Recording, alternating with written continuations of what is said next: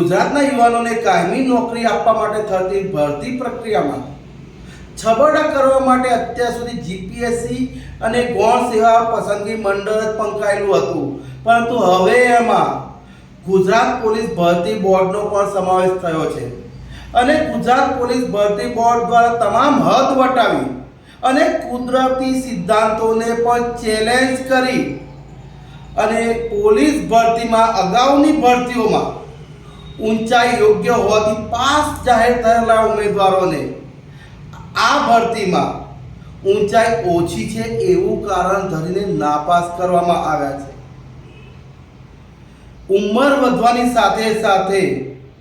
દરેક વ્યક્તિની ઊંચાઈ વધતી હોય છે, પરંતુ ગુજરાત પોલીસ ભરતી બોર્ડ અહીં એવું પ્રસ્તાવિત કરે છે કે ગુજરાતના પોલીસ ભરતીના ઉમેદવારોની ઊંચાઈ દિવસે દિવસે ઘટી રહી છે,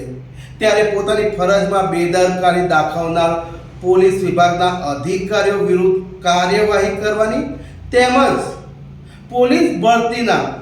અન્યાયનો ભોગ બનેલા ઉમેદવારોને ન્યાય આપવાની માંગ સાથે ગુજરાત જનતા જાગૃતિ મંચ દ્વારા આજે મુખ્યમંત્રીને આવેદનપત્ર આપવામાં આવ્યું છે। રજનીકાંત ભારતીય, પ્રમુખ, ગુજરાત જનતા જાગૃતિ મંચ।